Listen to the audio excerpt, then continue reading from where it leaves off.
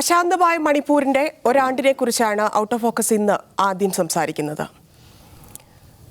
ശാന്തിയില്ലാത്ത രാവും പകലുകളും, 200-ലധികം പേരുടെ മരണം, വിവസ്ത്രരായി നടക്കേണ്ടി വന്ന സ്ത്രീകൾ, ബലാത്സംഗം ചെയ്യപ്പെട്ടവർ, ഇതെല്ലാം കഴിഞ്ഞ് ഒരു വർഷത്തിലെത്തി നിൽക്കുമ്പോൾ ഇപ്പോഴെന്താണ് മണിപ്പൂരിന്റെ അവസ്ഥ എന്നുകൂടി പരിശോധിക്കുകയാണ്. ദാവൂദ്, ഒരു വർഷം എന്ന് പറയുമ്പോൾ നമുക്കറിയാം, അത് ഓർക്കുമ്പോൾ തന്നെ നെഞ്ചിൽ ഇടിപ്പ് കൂടും. അതൊരു വല്ലാത്ത വർഷമാണ്. ആ വർഷത്തിൽ എന്തൊക്കെ സംഭവിച്ചു, രാഷ്ട്രീയമായിട്ടും അല്ലാതെ സാമൂഹികമായിട്ടുമുള്ള സാഹചര്യം എങ്ങനെ മാറി മറഞ്ഞു എന്നുള്ളതെല്ലാം നമ്മൾ കണ്ടുകൊണ്ടിരിക്കുകയാണ്. എന്നാൽ ഇപ്പോൾ എന്തെങ്കിലും മാറ്റം വന്നോ എന്ന് ചോദിച്ചാൽ ഒന്നുമില്ല. ഇപ്പോഴും അവർ അതേ ജീവിതം തുടർന്നുകൊണ്ടിരിക്കുകയാണ്. അവിടേക്ക് ഭരണാധികാരികൾ എത്തി നോക്കുന്നില്ല. അവിടെ പ്രധാനമന്ത്രി ഇതുവരെ പോയിട്ടില്ല. മറ്റെല്ലാ സംസ്ഥാനങ്ങളിലും പോയിട്ടും മോദി ഇതുവരെ മണിപ്പൂരിൽ കയറിയിട്ടില്ല. അപ്പം തുടക്കത്തിലുണ്ടായിരുന്ന മൗനം എന്തുകൊണ്ടാണെന്നറിയാം. പക്ഷേ തെരഞ്ഞെടുപ്പിൽ അത് മാറും എന്ന് പ്രതീക്ഷിച്ചു. പക്ഷെ ഒന്നും സംഭവിച്ചില്ല. മണിപ്പൂരിൻ്റെ ഓരോ പകലുകളും ഓരോ രാത്രിയും അതുപോലെ തുടരുകയാണ് ഇപ്പോഴും. നമുക്ക് ഈ മണിപ്പൂർ എന്ന് പറയുമ്പോൾ ഇപ്പം ധന്യ പറഞ്ഞല്ലോ, 220 ആളുകളാണ് ഈ മണിപ്പൂർ കലാപത്തിൽ കൊല്ലപ്പെട്ടത്. നമ്മൾ ഇന്ത്യയിൽ സ്വാതന്ത്ര്യത്തിന് ശേഷം ഇന്ത്യയുടെ ഒരു ചരിത്രം പരിശോധിച്ചാൽ ഇതിലും എത്രയോ അധികം ആളുകൾ കൊല്ലപ്പെട്ട ഇഷ്ടംപോലെ വയലൻസ് ഇന്ത്യയുടെ പല ഭാഗങ്ങളിൽ നടന്നിട്ടുണ്ട്. ആയിരക്കണക്കിന് ആളുകൾ കൊല്ലപ്പെട്ട വയലൻസ് നടന്നിട്ടുണ്ട്. പക്ഷേ മണിപ്പൂരിൽ എന്തുകൊണ്ടാണ് മണിപ്പൂരിനെ കുറിച്ച് നമ്മൾ ധാരാളമായി സംസാരിക്കുന്നത് ചോദിച്ചാൽ, അത് ഇത്ര ആളുകൾ കൊല്ലപ്പെട്ടു, അല്ലെ ഇത്ര ആളുകൾക്ക് പരിക്ക് പറ്റി, 220 ആളുകൾ കൊല്ലപ്പെട്ടു, അല്ലെ 4500 ആളുകൾക്ക് പരിക്ക് പറ്റി, 60,000 ആളുകൾ ഡിസ്പ്ലേസ്ഡായി, വീടുകൾ തകർക്കപ്പെട്ടു എന്നതിലപ്പുറം ആ സമൂഹത്തെ ശരിക്കും ഭയങ്കരമായി സ്തംഭിപ്പിച്ച് കളഞ്ഞ ഒരു പ്രശ്നമായിരുന്നു. അപ്പോൾ മണിപ്പൂർ എന്ന് പറയുമ്പോൾ നമ്മൾ മനസ്സിലാക്കേണ്ടത് ഒരു ചെറിയ സംസ്ഥാനമാണ്. 28 ലക്ഷമാണ് അവിടുത്തെ ജനസംഖ്യ. 28 ലക്ഷം എന്ന് പറയുമ്പോൾ നമ്മുടെ കോഴിക്കോട് ജില്ലയിൽ 32 ലക്ഷം, 33 ലക്ഷം ആളുകളുണ്ട്. അപ്പോൾ നമ്മുടെ ഒരു കോഴിക്കോട് കേരളത്തിലൊരു ജില്ലയേക്കാൾ കുറഞ്ഞ ജനസംഖ്യയുള്ള ഒരു സംസ്ഥാനമാണ്. അപ്പോൾ അവിടെയാണ് സംസ്ഥാനത്തെ ആ മനുഷ്യരുടെ ജീവിതത്തെ മൊത്തത്തിൽ സ്തംഭിപ്പിച്ച് കളയുന്ന തലത്തിൽ ഒരു പ്രശ്നം ഉണ്ടാകുന്നു. ഒരു പ്രശ്നം ഉണ്ടാകുമ്പോൾ സ്വാഭാവികമായിട്ട് നമ്മൾ എന്താണ് പ്രതീക്ഷിക്കുക? ഭരണകൂടം അതിൽ ഇടപെടുന്നു, അല്ലെങ്കിൽ ഭരണകൂടത്തിൻ്റെ ഏജൻസികൾ, ലോ എൻഫോഴ്സ്മെൻറ്റ് ഏജൻസികൾ അതിനകത്ത് ഇടപെടുന്നു, അവരൊരു പരിഹാരത്തിന് വേണ്ടി ശ്രമിക്കുന്നു. ഇതാണ് പൊതുവെ നമ്മൾ ഭരണകൂടങ്ങളിൽ നിന്ന് പ്രതീക്ഷിക്കുന്നത്. പക്ഷേ മണിപ്പൂരിൽ അങ്ങനെയല്ല ഉണ്ടാകുന്നത്. ഭരണകൂടം ഈ കലാപത്തെ നോക്കി നിൽക്കുകയോ അല്ലെങ്കിൽ ഭരണകൂടത്തോട് അനുഭാവമുള്ള ഗ്രൂപ്പുകൾ ഇതിനെ നിലനിർത്താൻ വേണ്ടി പരിശ്രമിക്കുകയും ചെയ്യുന്ന ഒരു കാഴ്ചയാണ്. ഇപ്പം പ്രധാനമന്ത്രി അവിടെ പോയില്ലെന്ന് മാത്രമല്ല, അതേക്കുറിച്ചൊരു സ്റ്റേറ്റ്മെൻറ്റ് നടത്താൻ എത്ര കാലം എടുത്തെന്ന് ആലോചിച്ചു. മാസങ്ങൾക്ക് ശേഷം പാർലമെൻറ്റിൽ ഈ അവിശ്വാസ പ്രമേയ ചർച്ച അതിൻ്റെ മറുപടിയിൽ ആദ്യമായിട്ട് അങ്ങനെ ഒരു സംസ്ഥാനത്തെക്കുറിച്ച് അദ്ദേഹം പരാമർശിക്കുന്നത് പോലും. നമുക്കൊരു ഉത്തരവാദിത്വ ബോധമുള്ള ഒരു ഭരണാധികാരി അദ്ദേഹത്തിൻ്റെ കീഴിലുള്ള ഒരു പ്രദേശത്ത്, ഒരു ജോഗ്രഫിയിൽ ഒരു ഇഷ്യൂ ഉണ്ടാകുമ്പോൾ അയാളുടെ ഉത്തരവാദിത്വം എന്താണ്? അന്ന് ഒന്നും വേണ്ട, നിങ്ങൾ സമാധാനമായിരിക്കൂ എന്ന് ആഹ്വാനം ചെയ്യുക. വളരെ വളരെ സാധാരണഗതിയിൽ ഒരു ചട്ടപ്പടി പ്രസ്താവന ഉണ്ടല്ലോ, സമാധാനം പാലിക്കണം എന്ന ഒരു സാധാരണഗതിയിൽ ഒരു വ്യാജമായ ഒരു ആഹ്വാനം പോലും, അതിൽ ആത്മാർത്ഥത വേണമെന്നുമില്ലല്ലോ. വെറുതെ ഒരു ഭരണാധികാരി സാധാരണഗതിയിൽ ചെയ്യുന്ന കാര്യമാണല്ലോ, സമാധാനം പാലിക്കണം എന്ന് ഇരുവിഭാഗത്തോടും ആവശ്യപ്പെടും. അങ്ങനെ ഒരു സ്റ്റേറ്റ്മെൻറ്റ് നടത്താൻ പോലും സന്നദ്ധമാവാതെ അദ്ദേഹം ഒരു കാഴ്ചക്കാരനായി നിന്നു. എന്തുകൊണ്ടാണ് അങ്ങനെ നിന്നതെന്ന് ചോദിച്ചാൽ, അതവിടെ നടക്കട്ടെ എന്ന് വിചാരിക്കുന്നുണ്ടാണ്. എന്തുകൊണ്ടാണ് അതവിടെ നടക്കട്ടെ എന്ന് വിചാരിക്കുന്നത്? അതാണ് ഈ ഭരണഘടനാ നിർമ്മാണ സഭയിൽ ആ ചർച്ചകളിൽ അംബേദ്കർ പറഞ്ഞൊരു കാര്യമുണ്ട്. നമ്മൾ ജനാധിപത്യത്തിന് വേണ്ടിയുള്ള ഒരു ഭരണഘടനയാണ് ഉണ്ടാക്കുന്നത്. ജനാധിപത്യമാണ് നമ്മുടെ സിസ്റ്റമായിട്ട് നമ്മൾ കാണുന്നത്. ജനാധിപത്യം എന്ന് പറഞ്ഞാൽ എന്താണ്? ഭൂരിപക്ഷ അഭിപ്രായം അല്ലെങ്കിൽ ഭൂരിപക്ഷ വോട്ടിനനുസരിച്ച് കാര്യങ്ങൾ നടപ്പിലാക്കുക. ഘടനാപരമായി അതങ്ങനെയാണ്. പക്ഷേ അതങ്ങനെ ആയിരിക്കുമ്പോൾ അതിനൊരു അപകടം എന്താണെന്ന് ചോദിച്ചാൽ, അതൊരു മെജോറിറ്റേറിയൻ സെറ്റപ്പിലേക്ക് പോകാനുള്ള എല്ലാ സാധ്യതയും നമ്മുടെ ഈ ഭരണഘടനയ്ക്കുണ്ട്, നമ്മുടെ ഈ ജനാധിപത്യത്തിനുണ്ട് എന്ന് അദ്ദേഹം ഭരണഘടനാ നിർമ്മാണ സഭയിൽ തന്നെ പറയുന്നുണ്ട്. അതെന്തുകൊണ്ടാണെന്ന് ചോദിച്ചാൽ, അതുകൊണ്ടാണ് അദ്ദേഹം ഈ പറയുന്ന സെപ്പറേറ്റ് ഇലക്ടറേറ്റിനെ കുറിച്ച് അദ്ദേഹം സംസാരിച്ചത്, സംവരണ മണ്ഡലങ്ങളെക്കുറിച്ച്,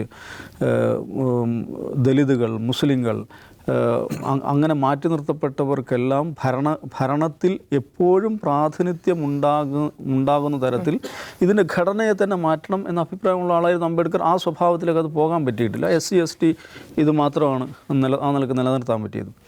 അപ്പോൾ നോക്കൂ, മെജോറിറ്റേറിയൻ ഇതിലേക്ക് വന്നു കഴിഞ്ഞാൽ അതിൻ്റെ അർത്ഥം എന്താണ്? നാട്ടിൽ ആരാണോ മെജോറിറ്റി ആയിട്ട് ഒരു സെഗ്മെൻ്റ് എന്നുള്ള നിലക്ക് ആരാണോ ഭൂരിപക്ഷത്തിൽ നിൽക്കുന്നത് അവർ വിചാരിക്കുന്നത് നടപ്പിലാകും. അത് ഗുജറാത്തിൽ നടപ്പിലാക്കി വളരെ ഫലപ്രദമായി വിജയിപ്പിച്ച ആളാണ് നരേന്ദ്രമോദി എന്ന് പറയുന്നത്. പുറം ലോകം മുഴുവൻ നരേന്ദ്രമോദിയെ, അദ്ദേഹത്തിൻ്റെ നടപടികൾ, ഗുജറാത്തിലെ നടപടികൾ വിമർശിക്കുമ്പോൾ അവിടെ ഗുജറാത്തിൽ എന്താ സംഭവിക്കുന്നത്? അദ്ദേഹത്തിൻ്റെ ശക്തി കൂടുകയാണ്, അദ്ദേഹത്തിൻ്റെ സീറ്റുകൾ കൂടുകയാണ്, അദ്ദേഹത്തിൻ്റെ അനുയായി വൃന്ദം കൂടുകയാണ്. എന്ന് വെച്ചാൽ ഈ ഒരു മെജോറിറ്റേറിയൻ സൈക്ക് അതാണ് അവിടെ വർക്ക് ചെയ്യുന്നത്. അത് തന്നെയാണ് മണിപ്പൂരിൽ എന്തോ നടന്നോട്ടെ.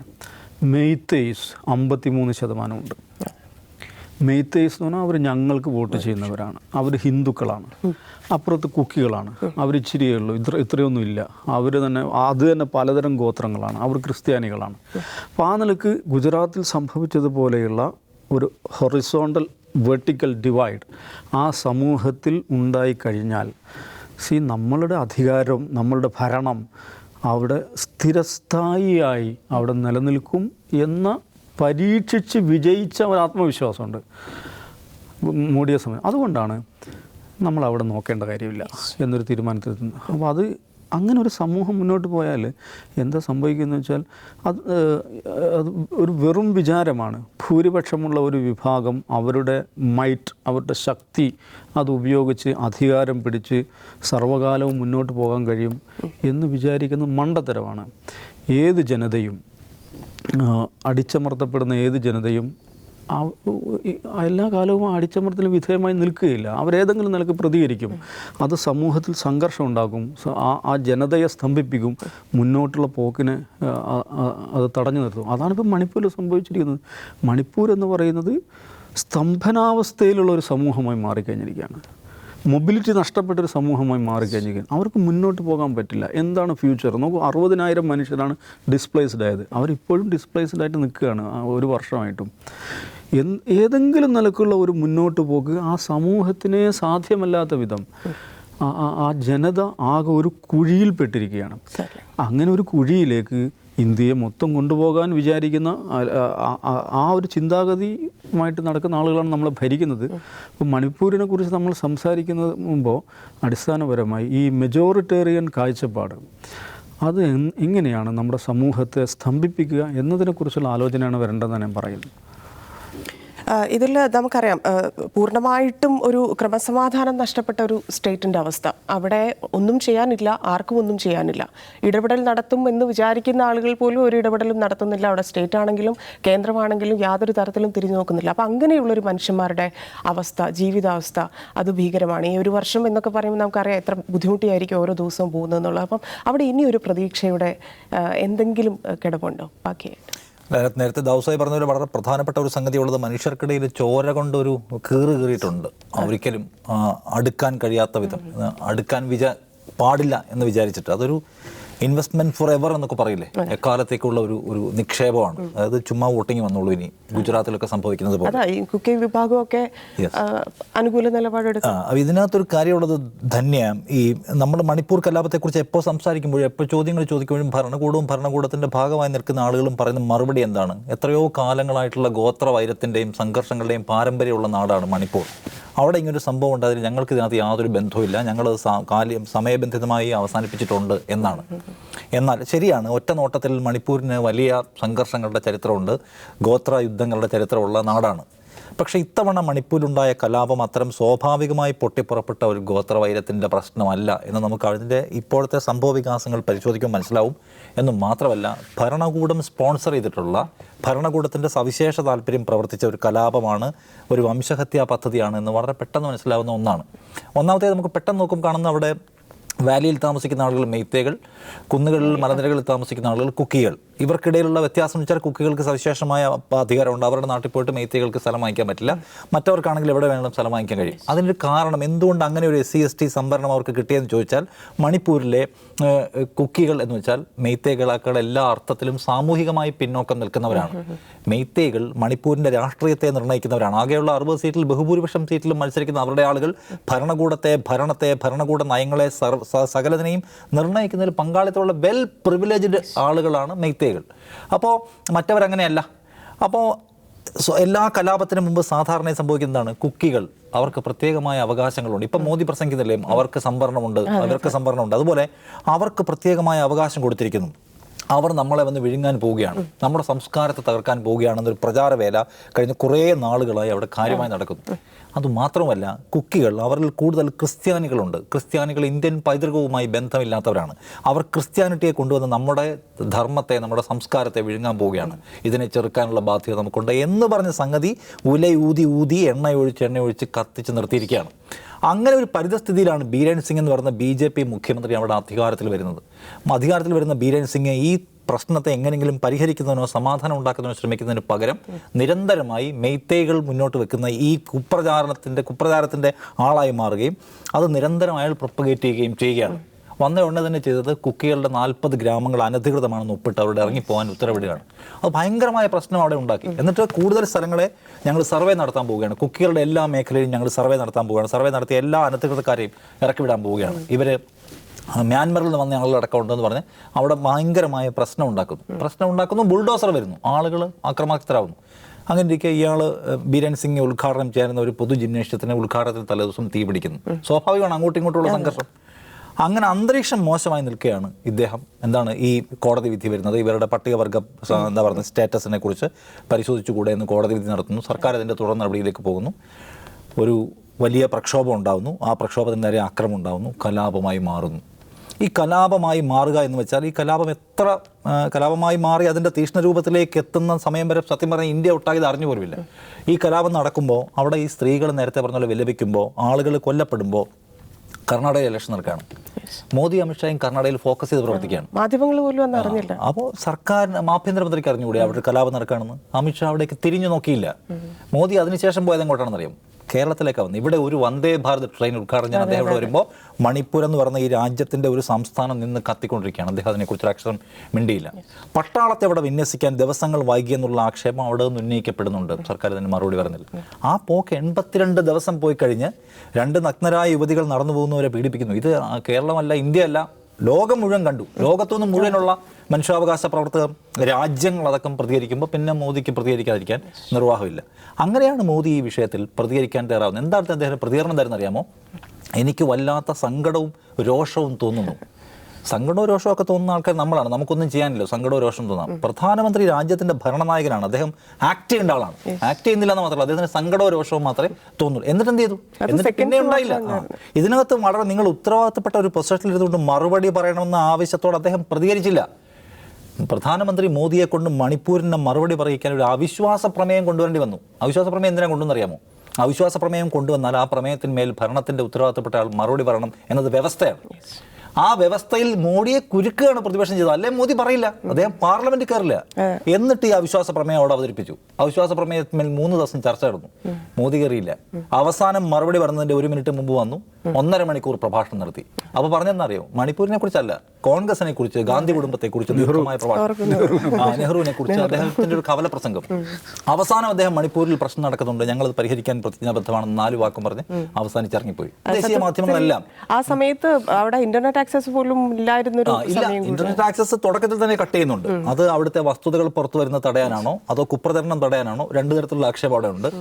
ഈ ഇന്റർനെറ്റ് ഇങ്ങനെ ടേക്ക് ഡൗൺ ചെയ്യുക, അത് നിർത്തിവെക്കാൻ ഭയങ്കരമായ ബിസിനസ് ലോസ് ഉണ്ടാക്കുന്ന സംഗതിയാണ്. മണിപ്പൂരിനെ സംബന്ധിച്ച് ഭയങ്കരമായ, നേരത്തെ ദാവൂസായി പറഞ്ഞാൽ എല്ലാ അർത്ഥത്തിലും ആ സംസ്ഥാനം മുന്നോട്ട് പോകാൻ കഴിയാതെ നിൽക്കുകയാണ്. ഇപ്പം മെയ്തേകളായ ഞങ്ങൾ കുക്കികളെ തോൽപ്പിച്ചിരിക്കുന്നു എന്ന് പറഞ്ഞാൽ മെയ്തേകൾക്കും ഇല്ല ജീവിതത്തിൽ ഒരു നല്ല കാലം, മറ്റവർക്കും ഇല്ല. കലാപം ആത്യന്തികമായി വിനാശമല്ലാതെ മുന്നോട്ട് പോകാൻ കഴിയാത്ത സ്തംഭനാവസ്ഥ അല്ലാതെ മറ്റൊന്നും കൊണ്ടുവരില്ല. അപ്പോൾ ഈ മണിപ്പൂരിനെ സംബന്ധിച്ച് നമ്മൾ മനസ്സിലാക്കേണ്ട കാര്യം, ആസൂത്രിതമായി ഒരു കലാപത്തെ നീട്ടിക്കൊണ്ടു പോവുക ഒരു ഭരണകൂടം ഈ ആധുനിക ഇന്ത്യയിൽ ഒരു മണിപ്പൂർ പോലെ വളരെ ചുരുക്കം ആളുകൾ മാത്രം താമസിക്കുന്ന ഒരു സ്ഥലത്ത് ഒരു കലാപം ഉണ്ടായാൽ അടിച്ചമർത്താൻ ഇന്ത്യൻ സേനയില്ലേ, ഇന്ത്യക്ക് കഴിയില്ല. പക്ഷെ അത് ചെയ്തില്ല എന്നുള്ളതാണ് കാണേണ്ട കാര്യം. എന്ന് മാത്രമല്ല, ഇപ്പോൾ അസം റൈഫിൾസിൻ്റെ ഒരു റിപ്പോർട്ട് വന്നിട്ടുണ്ട്. അസം റൈഫിൾസിൻ്റെ റിപ്പോർട്ടിൽ പറയുന്നത് ഈ കലാപം, അസം റൈഫിൾസ് എന്ന് വെച്ചാൽ നോക്കണം ഒരു സേനയാണ്, ആ സേനയുടെ റിപ്പോർട്ടിൽ പറയുന്നത് ബീരൻ സിംഗ് ആണ് അനാവശ്യമായിട്ട് ഇത് കത്തിച്ചത്. കാരണം ഒരു വിഭാഗത്തിൻ്റെ മാത്രം കൂടെ നിന്നു. ഈ അസമിൽ നിന്നുള്ള മണിപ്പൂരിൽ നിന്നുള്ള പ്രതിപക്ഷ സംഘം ഈ പ്രശ്നം പരിഹരിക്കാൻ മോദിജി അങ്ങ് ഇടപെടണമെന്ന് ആവശ്യപ്പെട്ട് അദ്ദേഹത്തെ കാണാൻ ഡൽഹിക്ക് പോകുന്നുണ്ട്. അവർ 2 ആഴ്ച അവിടെ കാത്തിടുന്നു. മോദി അവരെ കണ്ടില്ല. 2 ആഴ്ച കാത്തിടുന്ന മോദി കണ്ടില്ല മാത്രമല്ല, അദ്ദേഹം ഫ്ലൈറ്റ് കയറി അമേരിക്കയ്ക്ക് പോയി. അതിനുശേഷം അതേ സംഗതിയാണ് ഇവിടെ ബീരൻ സിംഗ് ചെയ്തത്. ഈ 2 വിഭാഗങ്ങളെ ഒരുമിച്ചിരുത്തി അവരുടെ വിശ്വാസം ആർജിക്കാൻ ശ്രമിച്ചില്ല എന്ന് മാത്രമല്ല, മെയ്തേകളുടെ കൂടെ കൂടി കുക്കികൾ ഭീകരവാദികളാണെന്ന് നിരന്തരം പറഞ്ഞുകൊണ്ടിരിക്കുകയാണ്. അസം റൈഫിൾസിന്റെ റിപ്പോർട്ടിനെ മുൻനിർത്തിക്കൊണ്ട് ഉയർന്നു വരുന്ന ഏറ്റവും പ്രധാനപ്പെട്ട ആരോപണം, അവിടെ പോലീസ് സ്റ്റേഷനുകൾ കൊള്ളയടിച്ച് വൻതോതിൽ ആയുധങ്ങൾ എടുത്തുകൊണ്ട് പോയി ആ ആയുധങ്ങൾ വെച്ചിട്ട് ആളുകളെ കൊല്ലുകയാണ്. ഈ ആയുധങ്ങൾ എടുത്തുകൊണ്ട് പോകാൻ സഹായകമാം വിധം അവിടുത്തെ പോലീസ് നിർജീവമായോ അല്ലെങ്കിൽ നിസ്സംഗമായോ പ്രവർത്തിച്ചതിന് പിന്നിൽ സർക്കാരിൻ്റെ രാഷ്ട്രീയ താല്പര്യമുണ്ടെന്നുള്ള ആരോപണം വേറെ തന്നെ നിൽക്കുകയാണ്. അപ്പം 1 വർഷമായ മണിപ്പൂർ ഇപ്പോഴും അതിൻ്റെ വേദന ഇറങ്ങിയിട്ടില്ല. നമ്മൾ കാണുന്നുണ്ടല്ലോ, ഇപ്പോൾ കായിക താരങ്ങളടക്കമുള്ള ആളുകൾ മോദിജി അങ്ങ് ഇവിടേക്കൊന്ന് വരണമെന്ന് പറയാണ്. ഈ കഴിഞ്ഞ 1 വർഷത്തിനിടയ്ക്ക് 126 തവണ സംസ്ഥാനങ്ങളിലേക്ക് മോദി യാത്ര ചെയ്തു. 2 ഡസനോളം അദ്ദേഹം പുറത്തേക്ക് പോയിട്ടുണ്ട്. അദ്ദേഹം പോകാത്ത ഒരു സംസ്ഥാനമേ ഉള്ളൂ മണിപ്പൂർ. എന്തുകൊണ്ടാണ് അവിടേക്ക് പോകാത്തത്? നേരത്തെ ദാവൂസായി പറഞ്ഞ ഏറ്റവും പ്രധാനപ്പെട്ട കാര്യം, ഒരു കേവലമായ സമാധാന അഭ്യർത്ഥന, ഈ രാജ്യത്തിൻ്റെ പൗരന്മാരായ നിങ്ങൾ സമാധാനത്തോടെ ഇരിക്കണം, നമുക്ക് സമാധാനമാണ് വേണ്ടതെന്ന് ഒരു വാചകം പറഞ്ഞിട്ടില്ല. അതിൻ്റെ അർത്ഥം ഈ മുറിവ് ഉണങ്ങാതെ കിടക്കട്ടെ എന്നാണ്. ഉണങ്ങാത്ത മുറിവുകൾ നിരന്തരമായി സൃഷ്ടിച്ച് അതിൽ ഇൻവെസ്റ്റ് ചെയ്യുക, പിന്നെ ഒന്നും ചെയ്യണ്ട, പിന്നെ ഇടയ്ക്കിടയ്ക്ക് അത് ഓർമ്മിപ്പിച്ചാൽ മതി. ഗുജറാത്ത് കലാപത്തിന് ശേഷം കഴിഞ്ഞ ഗുജറാത്തിലെ നിയമസഭാ തെരഞ്ഞെടുപ്പിൽ അമിത്ഷാ വന്ന് പ്രസംഗിച്ചു, 2002 നമ്മളെല്ലാ അക്രമികളെയും പാഠം പഠിപ്പിച്ചിട്ടുണ്ട്, പിന്നെ വന്നിട്ട് ഇത് റീചാർജ് ചെയ്താൽ മതി. നമ്മൾ പറയില്ലേ, അതുപോലെ റീചാർജ് ചെയ്താൽ മാത്രം മതി ആവശ്യമുള്ള. അതാണ് ഇപ്പോൾ അവിടെ ചെയ്തിട്ടുള്ളത്. പക്ഷെ അവിടുത്തെ ആളുകൾക്ക്, ഇപ്പം ഈ കായിക താരങ്ങളെ അഭ്യർത്ഥിക്കുന്ന ആളുകൾ എല്ലാവരും കുക്കി വിഭാഗത്തിൽപ്പെട്ടവരല്ല, എല്ലാ വിഭാഗത്തിൽപ്പെട്ട ആൾക്കാരുണ്ട്. അവർ അഭ്യർത്ഥിക്കുകയാണ്, മോദി താങ്കൾ വരണം, ശാശ്വതമായ പരിഹാരം ഉണ്ടാകണം. കാരണം കലാപങ്ങൾ കൊണ്ട്, പ്രത്യേകിച്ച് ഗുജറാത്തിലെ പോലെയല്ല, മണിപ്പൂരിൻ്റെ സാഹചര്യം വിഭിന്നമാണ്. കലാപങ്ങൾ കൊണ്ട് ജയിക്കാൻ കഴിയില്ല എന്നതാണ് അത്യന്തികമായ പാഠം. പക്ഷേ ഇതിൽ നമ്മൾ ഓർത്തു വെക്കേണ്ടത്, ചരിത്രം രേഖപ്പെടുത്തേണ്ട ഒന്ന്, ഇതൊരു ഭരണകൂടം നിസ്സംഗമായി നോക്കുന്ന, കുറച്ചുകൂടി കടത്തി പറഞ്ഞാൽ ഭരണകൂടം സ്പോൺസർ ചെയ്തത് എന്ന് വിമർശിക്കാവുന്ന ഒരു കലാപമാണ്. ആ കലാപത്തിന് ചരിത്രത്തിൽ അല്ലെങ്കിൽ ഭാവിയിൽ അവർക്ക് ഉത്തരം പറയേണ്ടി വരുന്ന കാര്യത്തിലൊരു തർക്കമില്ല. അതാണ് ഈ ഉണങ്ങാത്ത മുറിവായിട്ട് അത് എല്ലാ കാലത്തും അങ്ങനെ നിലനിർത്തുക എന്നുള്ളത് ഭരണകൂടത്തിൻ്റെ ആവശ്യം കൂടിയാണ്.